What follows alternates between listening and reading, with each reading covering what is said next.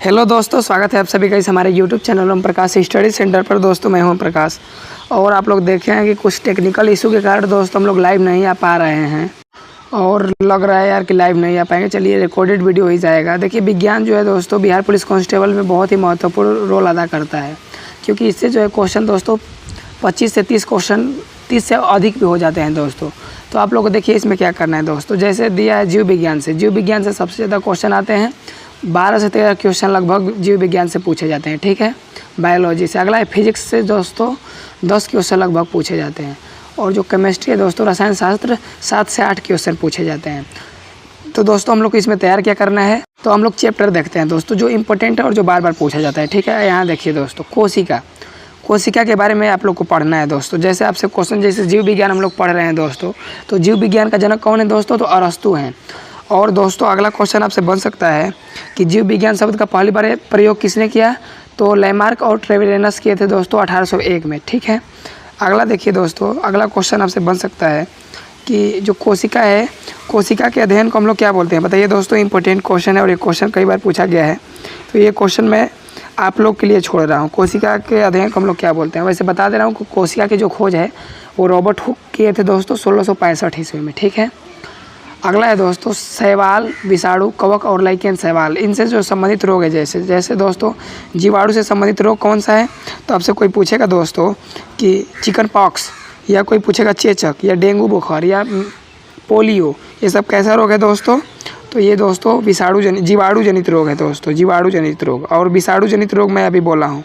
वहीं जीवाणु जनित रोग के बारे में पूछा जाए दोस्तों, बैक्टीरिया जनित रोग, तो उनमें से दोस्तों 6 रोग यानी टीबी जिसको हम लोग शुद्ध में तपेदित बोलते हैं दोस्तों। कुष्ठ रोग दिवस कब मनाया जाता है, 30 जनवरी को मनाया जाता है दोस्तों।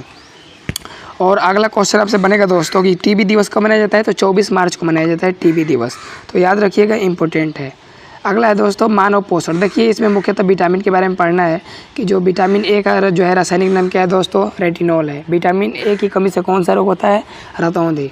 विटामिन ए किसमें प्रचुर मात्रा में पाया जाता है दोस्तों, गाजर में। आप लोगों को कमेंट बॉक्स में एक बात बतानी है दोस्तों कि गाजर का जो है नारंगी लाल रंग किसी उपस्थिति के कारण होता है, ज़रूर कमेंट बॉक्स में बताइएगा। अगला है दोस्तों मानव रोग के बारे में दिया है। तो देखिए इसमें जो भी रोग होने वाला है मानव जनित रोग, इसमें जैसे खासकर एड्स जो है दोस्तों, तो ये HIV वायरस के कारण होता है और एड्स दिवस 1 दिसंबर को मनाया जाता है। एड्स से जो संबंधित टेस्ट होता है दोस्तों एलिसा टेस्ट होता है, एलिसा टेस्ट, ठीक है, याद रखिएगा, इम्पोर्टेंट है। अगला तंत्रिका तंत्र के बारे में पढ़ना है दोस्तों, शरीर के बारे में। परिसंचरण तंत्र पूरा मतलब इसमें मुख्यतः मस्तिष्क के बारे में पढ़ना है दोस्तों, ठीक है। अगला प्रकाश संश्लेषण भी पढ़ना है और स्वास्थ्य और पोषण भी पढ़ना है, ठीक है, इंपॉर्टेंट है, ज़रूर याद रखिएगा। खासकर ये दोस्तों ये जो है स्टैटिक जीके में पूछ लेता है WHO का मुख्यालय कहाँ है, वर्ल्ड हेल्थ ऑर्गेनाइजेशन का मुख्यालय कहाँ है, तो इम्पोर्टेंट है। अच्छा फिजिक्स में हम लोग देखते हैं।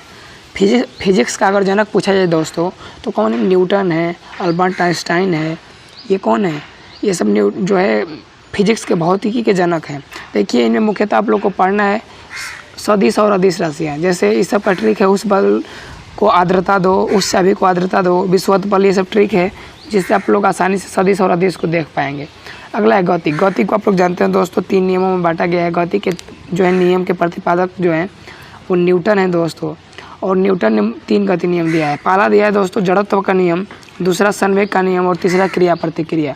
तो दोस्तों जो पहला गति नियम है जड़त्व का नियम दोस्तों, ये जो इम्पोर्टेंट है, और तीसरा इम्पोर्टेंट है, तीसरा जो है क्रिया प्रतिक्रिया। जैसे चलना न्यूटन के किस गति नियम के कारण संभव है दोस्तों, तो तीसरा गति नियम के कारण संभव है, ठीक है।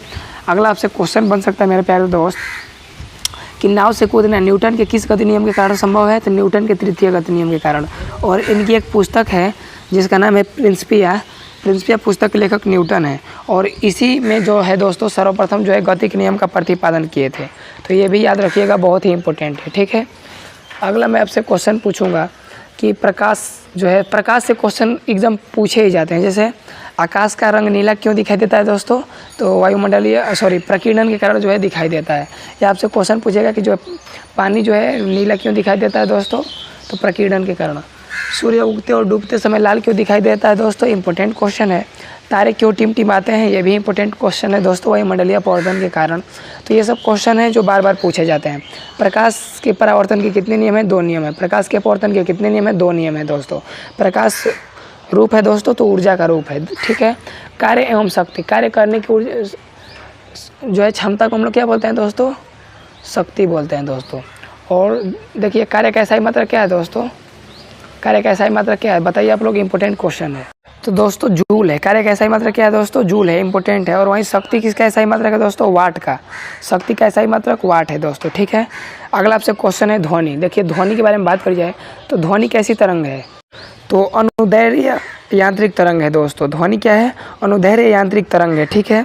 अगला आपसे क्वेश्चन पूछेगा कि सामान्य मनुष्य जो है कितने हर्ट्ज के बीच की आवृत्ति को सुन सकता है दोस्तों, तो 20 हर्ट्ज से लेकर और 20,000 हर्ट्ज तक के बीच को हम लोग सुन सकते हैं, ठीक है। अगला है दोस्तों विद्युत, विद्युत शक्ति का SI मात्रा क्या है, तो दोस्तों वाट है, क्या है, वाट है। आप केमिस्ट्री में देखते हैं दोस्तों, पदार्थ की अवस्था। देखिए दोस्तों आप सब लोग जानते होंगे कि पदार्थ की 3 अवस्थाएं होती हैं, ठोस, द्रव और गैस। चौथा दो है कौन सा होता है दोस्तों, जो है बोस्ट आइंस्टाइन। और 5वां कौन सा होता है दोस्तों, प्लाज्मा, ठीक है, याद रखिएगा, ये भी क्वेश्चन इंपॉर्टेंट और पूछ सकता है, ठीक है। अगला आपसे क्वेश्चन है अम्ल, भस्म और लवण। देखिए अम्ल, क्षार एवं लवण दिया है। अम्ल का pH मान क्या होता है दोस्तों, pH मान से क्वेश्चन पूछे जाते हैं। एक क्वेश्चन आपसे pH मान से पूछे जाएंगे, तो जरूर याद रखिएगा। pH मान, पावर ऑफ हाइड्रोजन। pH मान की खोज किसने करी दोस्तों, सोरेनसन किए थे 1909 में, ठीक है। देखिए दोस्तों जिसका भी pH मान 7 से अगर कम होगा तो क्या होगा दोस्तों, अम्ल होगा, यानी एसिड होगा। जिस भी जो है विलियन का 7 के बराबर होगा pH मान, वो उदासीन होगा। और जिसका भी 7 से अधिक होगा दोस्तों, वो क्या होगा, ठोस होगा, सॉरी जो है क्षार होगा, ठीक है, याद रखिएगा। जैसे बार बार क्वेश्चन पूछा जाता है दोस्तों कि महासागरों के पानी का जो है pH मान संभवतः कितना होता है, 8.4 होता है। दूध का सामान्यतः pH मान कितना होता है दोस्तों, 7.4 होता है। नींबू का pH मान कितना होता है दोस्तों, 2.2 होता है। तो ये सब इंपॉर्टेंट क्वेश्चन है जो आपके एग्जाम में बार बार पूछे जाते हैं। अगला देखिए दोस्तों, परमाणु संरचना से भी क्वेश्चन पूछे जाते हैं और आवर्त सारणी से क्वेश्चन पूछे जाते हैं दोस्तों।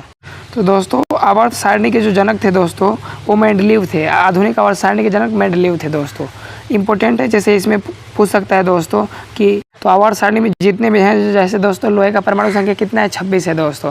वैसे ही हाइड्रोजन का 1 है, ऐसे ही सब पूछा जाता है। हाइड्रोजन, लिथियम, बेरेनियम जो भी दोस्तों है वो सब पूछे जाते हैं। धातु और धातु में निम्न में से कौन सा धातु है दोस्तों, आप लोग जानते होंगे कि धातु और अधातु में अंतर, कि धातु में एक विशेष प्रकार का चमक होता है दोस्तों, अधातु में वो नहीं होता है, ठीक है। और जर्मन सिल्वर जो है दोस्तों एक उपधातु है, ये भी क्वेश्चन पूछा जाता है दोस्तों, इंपॉर्टेंट है। रासायनिक बंधक के बारे में देखिए जो है बायोलॉजी के ये सब साइंस के इंपॉर्टेंट टॉपिक थे, इसको आप लोग को जरूर देख के जाना है। बहुत बहुत धन्यवाद।